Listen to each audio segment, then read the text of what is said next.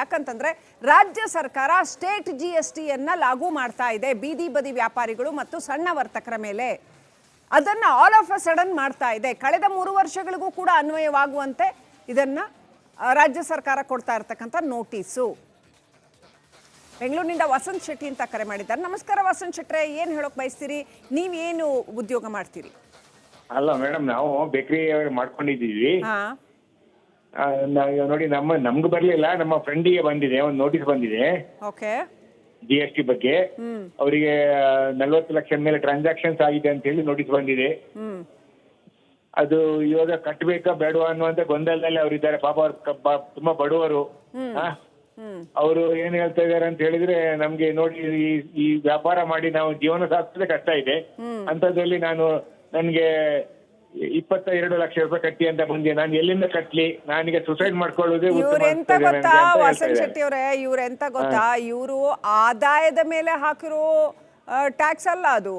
ಒಟ್ಟು ಇವರ ಟ್ರಾನ್ಸಾಕ್ಷನ್ 40 ಲಕ್ಷ ದಾಟಿದ ಕೂಡಲೇ ಅಷ್ಟೇ ಟ್ಯಾಕ್ಸ್ ಕಟ್ಟಿ ಅಂತ ಹಾಕಿದ್ದಾರೆ. ಹೌದು ಮೇಡಮ್, ಟ್ರಾನ್ಸಾಕ್ಷನ್ ಎಷ್ಟಾದ್ರೆ ಏನು, ಆದಾಯ ಎಷ್ಟು ಬಂತು ಅಂತ ನೋಡ್ಬೇಕಲ್ವಾ? ಹೌದು, ಅದು ನೋಡ್ತಾ ಇಲ್ಲಲ್ಲ ಮೇಡಮ್ ಅವರು. ಇವ್ರಾದ್ರೆ ನಮ್ಗೆ ಏನ್ ಆದಾಯ ಇದೆ, ನಮ್ಗೆ ಏನು ವರಮಾನ ಇದೆ ಅದನ್ನ ನೋಡ್ತಾ ಇಲ್ಲ ಅವರು. ಅವರಿಗೆ ಬೇಕಾದ ರೀತಿಯಲ್ಲಿ ನಮ್ಮ ಟ್ರಾನ್ಸಾಕ್ಷನ್ಸ್ ಅನ್ನು ನೋಡ್ಕೊಂಡು ನಮ್ಗೆ ಟ್ಯಾಕ್ಸ್ ಅನ್ನು ಹಾಕಿದ್ದಾರೆ. ವೆರಿ ಸೆನ್ಸ್ಲೆಸ್ ನಿಜ. ವಸಂತ್ ಶೆಟ್ಟಿ ಅವರೇ, ಧನ್ಯವಾದಗಳು ಕಾಲ್ ಮಾಡಿದ್ದಕ್ಕೆ. ಶಿವಮೊಗ್ಗದಿಂದ ವಿದ್ಯಾಧರ್ ಪಾಟೀಲ್ ಕರೆ ಮಾಡಿದ್ದಾರೆ. ನಮಸ್ಕಾರ ವಿದ್ಯಾಧರ್ ಪಾಟೀಲ್ ಅವರೇ. ಮೇಡಮ್ ನಮಸ್ಕಾರ. ಏನ್ ಹೇಳೋಕ್ ಬಯಸ್ತೀರಿ? ನಿಮ್ ಕಾರ್ಯಕ್ರಮ ತುಂಬಾ ಚೆನ್ನಾಗಿರ್ತದೆ ಮೇಡಮ್ ಅವ್ರೆ. ಈಗ ಏನಾಗೈತೆ ಗೊತ್ತೇನ್ರಿ, ಈ ವ್ಯಾಪಾರದ್ದು ಯಾವ ಲೆವೆಲ್ಗೆ ಹೋಗೈತಿ ಅಂದ್ರೆ, ನೀವು ಒಂದ್ ಬೇಕರಿ ಅಂದ ತಕ್ಷಣ ನಾವ್ ಒಂದ್ ಸಣ್ಣ ಐಟಮ್ ಅಂತ ತಿಳ್ಕೊಂಡಿರ್ತೇವ್ರಿ. 1 ಲಕ್ಷ ರೂಪಾಯಿ ವ್ಯಾಪಾರ ಮಾಡ್ತಾರ ಒಂದೊಂದ್ ಬೇಕರಿಯರು. ಕಡಿಮೆ ಅಂದ್ರು ಹೆಚ್ಚು ಕಮ್ಮಿ ಒಂದ್ ತಿಂಗಳಿಗೆ 30 ಲಕ್ಷ ಆದ್ರ ಎಷ್ಟಾಕತ್ತೆ? 12 3 36 3 ಕೋಟಿ 60 ಲಕ್ಷ ಆಯ್ತು.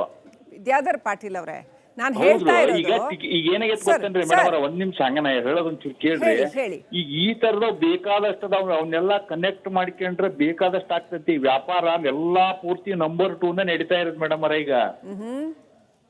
ಈಗ ಅದ್ರ ಬಗ್ಗೆ ಸರ್ಕಾರ ಹೆಚ್ಚಿನ ನಿಗಾ ವಹಿಸಿದ್ರ ಅದ್ ಏನು ಅಂತೇಳಿ ಎಲ್ಲ ಗೊತ್ತಾಗ್ತತಿ. ಹೌದಲ್ರಿ ವಿದ್ಯಾಧರ್ ಪಾಟೀಲ್ ಅವರ, ನೀವು ಹೇಳೋದ್ರಲ್ಲಿ ಸತ್ಯ ಇದೆ. ಆದರೆ ನಮ್ಮ ಜನರು, ನಮ್ಮ ಕರ್ನಾಟಕದ ಜನರು ಚೆನ್ನಾಗಿ ವ್ಯಾಪಾರ ವ್ಯವಹಾರ ಮಾಡಿ ದುಡ್ಡು ಮಾಡೋದು ತಪ್ಪು ಅಂತ ನಾ ಹೇಳಲ್ಲ. ಸರಿಯಾದ ಮಾರ್ಗದಲ್ಲಿ, ಸತ್ಯ ಮಾರ್ಗದಲ್ಲಿ ದುಡ್ಡು ಮಾಡೋದು ಸರಿ ಇದೆ, ಏನು ತಪ್ಪಿಲ್ಲ, ಅಭಿವೃದ್ಧಿ ಹೊಂದಬೇಕು. ಆದರೆ ಅವರಿಗೆ ಒಂದು ಅವೇರ್ನೆಸ್ ಮೂಡಿಸಿ, ನೋಡ್ರಪ್ಪ ನಿಮ್ದು ಇಷ್ಟು ಕ್ರಾಸ್ ಆದ್ರೆ ಈ ತರ ನಿಮ್ಗೆ ನೋಟಿಸ್ ಕೊಡ್ಬೇಕಾಗತ್ತೆ, ಇಷ್ಟು ಕ್ರಾಸ್ ಆದ್ರೆ ನೀವು ರಿಜಿಸ್ಟರ್ ಮಾಡ್ಕೋಬೇಕು GST ಒಳಗಡೆ. ಇನ್ನೊಂದ್ ಮಾತು ಹೇಳ್ತೇನ್ರಿ, ನಾವು ಮೊದಲಿಂದ ಕೊಡ್ಬೇಕು ತಾನೆ, ಅವೇರ್ನೆಸ್ ಕೊಡ್ಬೇಕು ತಾನೆ. ಒಂದ್ ವರ್ಷಕ್ಕೆ 10 ಲಕ್ಷ ದುಡ್ಕೊಂಡ್ವಿ, 20 ಲಕ್ಷ ದುಡ್ಕೊಂಡ್ವಿ, 50 ಲಕ್ಷ ದುಡ್ಕೊಂಡ್ವಿ ಅಂತ ಹೇಳ್ತಾರ್ರಿ. ನಾವ್ ಇಲ್ಲಿ ಊರಾಗ ಕುತ್ಕೊಂಡ್ ಗದ್ದಿ ಕೆಲಸ ಮಾಡೋರು ಯಾತ್ಯಾತಗೂ ಬೇಡ, ಅವ್ರ ಮುಂದ್ ನಾವ್ ದನ ಕಾಯರ್ಕಿಂತ ಕಡಿ ಆಗ್ಬಿಟ್ಟೇವಿ. ನಿಜ ಅಲ್ಲ, ಆ ಪರಿಸ್ಥಿತಿ ಆಗೈತ್ರಿ. ನಮ್ಮ ಹಳ್ಳಿ ಪರಿಸ್ಥಿತಿ ನೋಡಿದ್ರೆ, ನೀವು ಸಿಟಿ ಆಗಿರೋರು ಬಹಳ ಆರಾಮ ಅದಾರ್ರಿ. ಬರೀ ಸಿಗರೇಟು ಬೀಡಿ ಮಾಡ್ಕೊಂಡು ಕೋಟಿಗಟ್ಲೆ ಮನಿ ಕಟ್ಟ್ಯಾರ್ರಿ ಮೇಡಮ್ ಅವರೇ. ನಿಜ ನಿಜ, ನೀವ್ ಹೇಳ್ತಾ ಇರೋದ್ರಲ್ಲಿ ಸತ್ಯ ಇದೆ. ನೀವು ಹೇಳೋದು, ನೀವು ಮೊನ್ನೆ ನಮ್ಮಲ್ಲೇ ರೀ ಬೆಂಗಳೂರಾಗ ಹೋಟ್ಲು ಅಂತ ಮಾಡ್ಕೊಂಡ್ರ 4-5 ವರ್ಷ ಆಗೈತ್ರಿ. ಬರೀ ಇಲ್ಲಿ 75 ರಿಂದ 80 ಲಕ್ಷ ರೂಪಾಯಿ ಮನಿ ಕಟ್ಟ್ಯಾರು. ನಮ್ಮವಿಲ್ಲ ಇತ್ತವೆಲ್ಲ ಗಾಡಿ ಬಿದ್ದು ಬೀಳಾಕ್ ಬಂದಾವ್. ರೈಟ್, ಧನ್ಯವಾದಗಳು ವಿದ್ಯಾಧರ್ ಪಾಟೀಲ್ ಅವರೇ.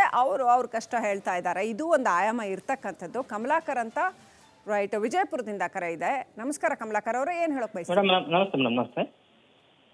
ಹೇಳ್ರಿ, ಏನ್ ಹೇಳಕ್ ಬಯಸ್ತೀರಿ? ಹೇಳ್ರಿ ಮೇಡಮ್. ಚಾರ್ಟರ್ಡ್ ಅಕೌಂಟೆಂಟ್ ಮೇಡಮ್ ನಾವು. ಓಕೆ, CA ಹೇಳಿ. ಎಸ್ ಮೇಡಮ್, ಆಕ್ಚುಲಿ ಗೌರ್ಮೆಂಟ್ ಅವರು ಅವೇರ್ನೆಸ್ ಮೂಡಿಸೋಕೆ ಮುಂಚೆ ಅವೇರ್ನೆಸ್ ಮೂಡಿಸ್ಬೇಕು. ಏನಿದೆ ಏನಿಲ್ಲ, UPI ದಿಂದ ಏನಾಗುತ್ತೆ, 20 lakhs ಏನಿದೆ ಲಿಮಿಟ್, 40 lakhs ಏನಿದೆ ಅಂತ ತಿಳ್ಕೊಂಡು ಅವೇರ್ನೆಸ್ ಮೂಡಿಸಿ ಆಮೇಲೆ ನೋಟಿಸ್ ಕೊಟ್ಟಿದ್ರೆ ಚೆನ್ನಾಗಿರ್ತಿತ್ತು. ಇದು ಡೈರೆಕ್ಟ್ ಆಗಿ ನೋಟಿಸ್ ಕೊಟ್ಟಿರೋದ್ರಿಂದ ಸಣ್ಣ ಸಣ್ಣ ವ್ಯಾಪಾರಸ್ಥರಿಗೆ ತುಂಬಾ ತೊಂದರೆ ಆಗ್ತದೆ. ನೋಡಿ, ನೀವು ಚಾರ್ಟರ್ಡ್ ಅಕೌಂಟೆಂಟ್ ಇದ್ದೀರಾ, ಬಹುಶಃ ನೀವು ಇನ್ನಷ್ಟು ಇದನ್ನ ಒಪ್ತೀರಾ ಅಂತ ಅನ್ಕೋತೀನಿ. ಈಗ ಜನಸಾಮಾನ್ಯರಿಗೆ ಎಷ್ಟು ತೊಂದರೆ ಆಗುತ್ತೆ. ಈಗ ನಾವೇ ಒಂದು ಆಟೋದಲ್ಲಿ ಹೋಗ್ಬೇಕು ಅಂತಂದ್ರು ಕೈಯಲ್ಲಿ ದುಡ್ಡು ಇರೋದಿಲ್ಲ, ನಾವು ಇಷ್ಟು ದಿನ ಈ UPI ಯೂಸ್ ಮಾಡಿರೋದು. ಈಗ UPI ಯೂಸ್ ಮಾಡಂಗಿಲ್ಲ, ಇದಕ್ಕಿದಂಗೆ ಕ್ಯಾಶ್ ಕೊಡಿ ಅಂತಂದ್ರೆ ಎಲ್ಲಾರ್ಗೂ ತೊಂದರೆ. ಇದು ವರ್ತಕರಿಗೂ ತೊಂದರೆ, ಜನರಿಗೂ ತೊಂದರೆ, ಎಲ್ಲಾರ್ಗೂ ತೊಂದರೆ. ಆಮೇಲೆ ನಿಮಗೆ ಚೆನ್ನಾಗಿ ಗೊತ್ತಿರುತ್ತೆ, ಕ್ಯಾಶ್ ಟ್ರಾನ್ಸಾಕ್ಷನ್ ಯಾವಾಗ್ಲೂ ಒಳ್ಳೇದಲ್ಲ ಅಲ್ವಾ? ಅದು ಫೇಕ್ ಮನಿಗೆ ಜಾಸ್ತಿ ಅನುವು ಮಾಡ್ಕೊಡತ್ತೆ. ಇವರು ಗವರ್ಮೆಂಟ್ ದವ್ರದ್ದು ಒಂದೇನಿದೆ, ಕ್ಯಾಶ್ ಟ್ರಾನ್ಸಾಕ್ಷನ್ಸ್ ಮಾಡಿದ್ರೆ ಇನ್ಕಮ್ ಟ್ಯಾಕ್ಸ್ ಅಲ್ಲಿ ಹಿಟ್ ಆಗುತ್ತೆ. ಮತ್ತೆ UPI ಅಲ್ಲಿ ಮಾಡಿದ್ರೆ GST ಹಿಟ್ ಆಗುತ್ತೆ. ಸೊ ಇದು ಸರಿಯಾದ ವಿಧಾನ ಅಲ್ಲ. ಇದನ್ನ ಲಾಗು ವಿಧಾನ ಅಲ್ಲ. ಲಾಗು ಮಾಡ್ಲಿಕ್ಕೆ ಡೈರೆಕ್ಟ್ ಆಗಿ ಪವರ್ಸ್ ಯೂಸ್ ಮಾಡಬಹುದು. ಮತ್ತೆ ಇನ್ನೊಂದೇನಂದ್ರೆ ಜನಸಾಮಾನ್ಯರದ ಮೊದಲು ಅರ್ಥ ಮಾಡ್ಕೋಬೇಕು ಮೇಡಮ್ ಏನಿದೆ ಅಂತ ತಿಳ್ಕೊಂಡು. So then they are discuss in somewhere else. ಅವ್ರ ಮೀಟಿಂಗ್ ಅಲ್ಲಿ ಎಲ್ಲ ಡಿಸ್ಕಸ್ ಮಾಡ್ಕೊಂಡು, ಮತ್ತೆ ಮೇಲಾಧಿಕಾರಿಗಳಿಗೆ ಕೂಡ ಡಿಸ್ಕಸ್ ಮಾಡ್ಬೇಕು. ಬರೀ ಇನ್ನೊಂದು ಏನಿದೆ ಅಂದ್ರೆ ಇಲ್ಲಿ ಬರೀ ಟಾರ್ಗೆಟ್ ಅನ್ನು ಕೊಡ್ತಾ ಇದಾರೆ ಸ್ಟೇಟ್ ಗವರ್ಮೆಂಟ್ ಅವರೆಲ್ಲ. Very random decisions and random execution ಆಗ್ತಾ ಇದೆ. ಎಸ್ ಮೇಡಮ್ ಈ ತರ ಡಿಸಿಷನ್ಸ್ ಎಲ್ಲ ನಿಲ್ಬೇಕು ಮೇಡಮ್. ಆಕ್ಚುಲಿ ಸ್ಟೇಟ್ ಗವರ್ಮೆಂಟ್ ಈ ತರ ಆಗಬಾರ್ದು. ಥ್ಯಾಂಕ್ ಯು ಕಮಲಾಕರ್ ಅವರೇ ರಿಪಬ್ಲಿಕ್ ಕನ್ನಡದೊಂದಿಗೆ ಮಾತನಾಡಿದ್ದಕ್ಕೆ. ಹಾಗೇನೆ ಗಿರೀಶ್ ಅಂತ ದಾವಣಗೆರೆಯಿಂದ ಕಾಲ್ ಮಾಡಿದ್ದಾರೆ. ನಮಸ್ಕಾರ ಗಿರೀಶ್ ಅವರೇ, ನೀವೇನ್ ಮಾಡ್ತೀರಾ, ಏನ್ ಅಭಿಪ್ರಾಯ ಹೇಳೋದಕ್ಕೆ ಇಷ್ಟಪಡ್ತೀರಾ? ನಮಸ್ತೆ ಮೇಡಮ್, ನಾನು ದಾವಣಗೆರೆ ಬಿಸ್ನೆಸ್ ಮಾಡ್ತಾ ಇದ್ದೀವಿ. ಏನು ಮೇಡಮ್, ಈ ಮುಂಚೆ ಈ ಸೆಂಟ್ರಲ್ ಗವರ್ಮೆಂಟ್ ಅಲ್ಲಿ ಇಷ್ಟು ಈ ಮುಂಚೆ ಎಲ್ಲ UPI ಎಲ್ಲ ಯಾರು ಜನಸಾಮಾನ್ಯರು ಯಾರು ಏನೇ ಐಟಮ್ ಗೊತ್ತಿದ್ದಿಲ್ಲ, ಹೆಂಗೆ ದುಡ್ಡು ಆಗ್ಬೇಕು ಎಲ್ಲ ಗೊತ್ತಿಲ್ಲ. ಇಷ್ಟು ವರ್ಷಕ್ಕೆ ಸರ್ಕಾರ ಎಲ್ಲ ಸರ್ಕಾರ ಕಲ್ಸ್ಕೊಂಡು ಬಂದಿದ್ರು. ಇವರು ಒಂದೇ ಮಾಡೋದ್ರಿಂದ ಏನಾಗುತ್ತೆ ಅಂದ್ರೆ ಏಕದಮ್ ಎಲ್ಲಾ ಅಂಗಡಿಗಳಲ್ಲೂ ಅಲ್ಲೇ UPI ಬ್ಯಾನ್ ಮಾಡಿದ್ದಾರೆ. ಎಲ್ಲ ಕ್ಯಾಶ್ ಅಂಡ್ ಕ್ಯಾರಿ.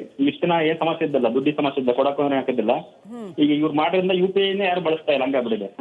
ಎಂಥ ದೊಡ್ಡ ಡ್ಯಾಮೇಜ್ ಅಲ್ವಾ ದೇಶಕ್ಕೆ. ಎಷ್ಟು ಕಷ್ಟಪಟ್ಟು ಆ UPI-ನ ಬಳಸೋದನ್ನ ಎಲ್ಲರೂ ಅಭ್ಯಾಸ ಮಾಡ್ಕೊಂಡ್ವಿ. ಈಗ ಅದನ್ನ ಒಂದೇ ಸಾರಿಗೆ ಇಂಥದ್ದೊಂದು ಅಬದ್ಧವಾದಂಥ ಯೋಚನೆ ಇಲ್ಲದೆ ಇರೋ ಕಾನೂನನ್ನ ಇದ್ದಕ್ಕಿದ್ದ ಹಾಗೆ ಲಾಗು ಮಾಡಿ ಇದು ಡ್ಯಾಮೇಜ್ ಅಲ್ವಾ ದೇಶಕ್ಕೆ? ಏನು ಇಷ್ಟು 10 ವರ್ಷ ಕಷ್ಟಪಟ್ಟು UPI ಬಿಲ್ಡ್ ಮಾಡಿದ್ದು, ಮಾಡಿದ ಒಂದು ಇದರಿಂದ ಎಲ್ಲಾ ಅಂಗಡಿ ಸಣ್ಣ ವ್ಯಾಪಾರಿಗಳು ಪ್ರತಿಯೊಬ್ಬರು ಯಾವುದೇ ಅಂಗಡಿಯವರು ಈಗ ಎಲ್ಲರ ಕೈ ಕ್ಯಾಶ್ ತಂದು ಹೋಗಲ್ಲ. ಹೌದಾ, ನಾನು ಇಷ್ಟು ವರ್ಷ ಎಲ್ಲಿಗೆ ಹೋದ್ರು ಎಲ್ಲಿ ಲಾಂಗ್ ಟ್ರೈನ್ ಆದ್ರೂ ನಮ್ ದುಡ್ಡಿಲ್ದೆ ಹೋಗ್ತಾ ಇದ್ವಿ, ಬರೀ ಫೋನ್ ನಲ್ಲೇ ಹೋಗ್ತಾ ಇದ್ವಿ. ಹೌದಾ, ಈಗ ಇರೋದು ನೋಡಿ ಎಲ್ಲರೂ ಪ್ರತಿಯೊಬ್ಬರು ಮುಚ್ಚಿಬಿಟ್ಟಿದ್ದಾರೆ UPI, ಎಲ್ಲರೂ ತೆಗಿಬಿಟ್ಟಿದ್ದಾರೆ. ಇಲ್ಲ ಸ್ಕ್ಯಾನಿಂಗ್ ಇಲ್ಲ, ಓನ್ಲಿ ಕ್ಯಾಶ್ ಹಾಕ್ಬಿಟ್ಟಿದ್ರಲ್ಲ. Thank you. ದಾವಣಗೆರೆಯಿಂದ ಗಿರೀಶ್ ಅವರು ಕಾಲ್ ಮಾಡಿದ್ರು. ಧನ್ಯವಾದಗಳು ಗಿರೀಶ್ ಅವರೇ.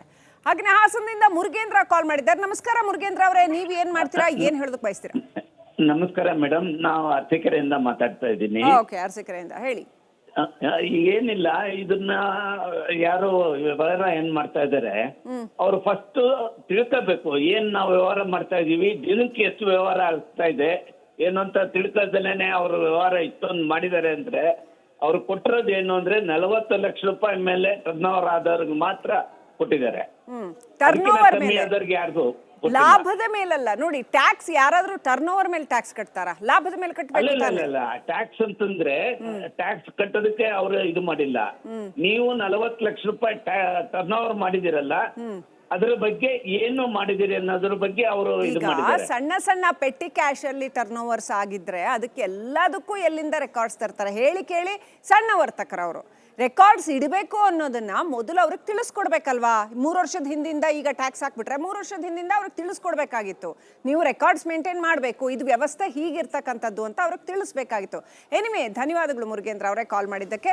ತಿಳಿಸದೇನೆ ಇದ್ದಕ್ಕಿದ್ದ ಹಾಗೆ ಇಂಥದ್ದೊಂದು ಕಾರ್ಯಯೋಜನೆಯನ್ನ ವಾಣಿಜ್ಯ ಇಲಾಖೆ ಇಂಥದ್ದೊಂದು ನೋಟಿಸ್ ಕೊಟ್ಟು ಎಡವಟ್ಟು ಮಾಡ್ಕೊಂಡಿದೆಯಲ್ಲ, ಇದು ಎಷ್ಟು ದೊಡ್ಡ ಡ್ಯಾಮೇಜ್ ಕ್ರಿಯೇಟ್ ಮಾಡ್ತಾ ಇದೆ. UPI ಬಳಕೆ ಮಾಡದ ಹಾಗೆ ಡಿಜಿಟಲ್ ಪೇಮೆಂಟ್ನ 10 ವರ್ಷ ಹಿಂದಕ್ಕೆ ತಗೊಂಡು ಹೋಗ್ತಾ ಇದೆ ಫೈನಾನ್ಷಿಯಲಿ ಕರ್ನಾಟಕವನ್ನ. ಎಂಥ ಒಂದು ಅಬದ್ಧ ಯೋಜನೆ ಅಲ್ವಾ. ವೀಕ್ಷಕರ, ನೀವು ಕೂಡ ಕರೆ ಮಾಡ್ಬೋದು, ನೀವು ಕೂಡ ನಿಮ್ಮ ಅಭಿಪ್ರಾಯಗಳನ್ನ ಹಂಚ್ಕೊಳ್ಳಿ.